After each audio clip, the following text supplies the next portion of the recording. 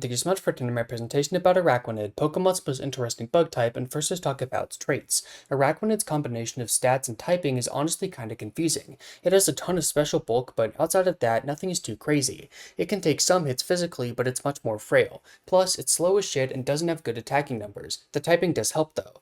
Despite being bug, which is normally very bad, it does a lot of defensive prowess. It has 7 resistances, taking on notably common types ground, fighting, steel, and ice. Araquanid also has a surprisingly strong move pool. It possesses a ton of supportive options, and when combined with bulk, it's very consistently providing value to teams. Sticky Webs is amazing, an entry hazard that lowers the speed of grounded opponents on switch-in. Wide Guard protects the user's side from shred moves, keeping itself and teammates healthy against earthquakes and rock slides. Very strong. But with just 70 attack, it seems a bit easy to stay on the field against, right? Well, that's where its ability Water Bubble comes in.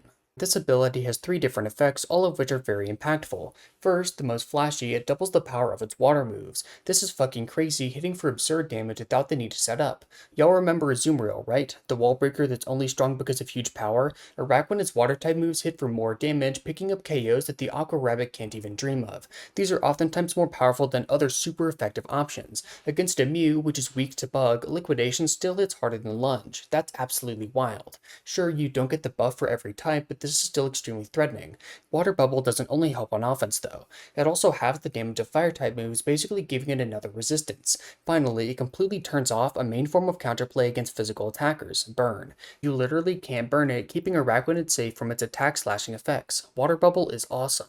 What's cool about Araquanid sets is that there's 2 different ways you can go, damage or support. The former is pretty simple, you're aiming to act like a slow wall breaker, taking moves well and firing back with massive attacks. With a boosting item like Splash Blade or alternatively the Stealth Rock stopping heavy duty boots, you're able to deal as much damage as you can before going down. Substitute is a notably common option on these builds, taking heavy advantage of scared play and getting what amounts to a free turn. But Araquanid's true claim to fame in singles is, of course, Sticky Webs. The hazard is just so strong, and when it's attached to an already good Pokemon, the sky's the limit.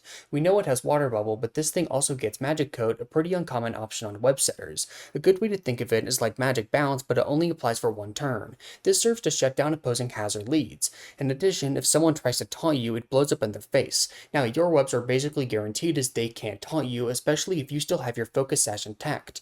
In VGC, Araquanid is much simpler. You're aiming to deal a shitload of damage while still providing some support with Wide Guard. Water EMC is an especially potent option, and its debut generation of Alola is pretty much nothing aside from Gastrodon can handle a Water Bubble boosted Hydro Vortex. Then, in Gen 9, Clear Amulet stops the annoying Intimidate completely, letting it deal max damage at all times. Araquanid in singles is a fantastic example of a trend that's pretty common with Sticky Web users. Without it, the Pokemon is fine, ending up in a mid to low tier. In Araquanid's case, that's around RU or NU, not able to keep up with OU Pokemon, but still doing enough to be relevant in good formats. But with the addition of webs, they gain a new role in tiers like Overuse, sometimes even being viable in Ubers. Araquanid is consistently held on to places on hyper offense teams, aiming to enable some of the scariest threats around. This notably includes Bisharp, whose Defiant ability effectively neuters Defog and keeps webs on the field constantly. You can also run Pokemon such as Mega Heracross, Mega Pinsir, or Kartana, outputting tons of quick damage. VGC is another success story as Araquanid's low speed gives it a place on Trick Room. It has very good synergy with Porygon 2, one of the most consistent TR setters around. This core would actually make it to 8th at the 2017 World Championships piloted by Dorian Vallejos. After that, it would fall off a bit but retain a niche on Trick Room teams even through Gen 9. Not as powerful, but still decent. In conclusion, Araquanid has had a lot of success off the back of a couple very strong options. The power of Water Bubble and Sticky Web really are insane and propel it to great heights. Thank you so much for watching.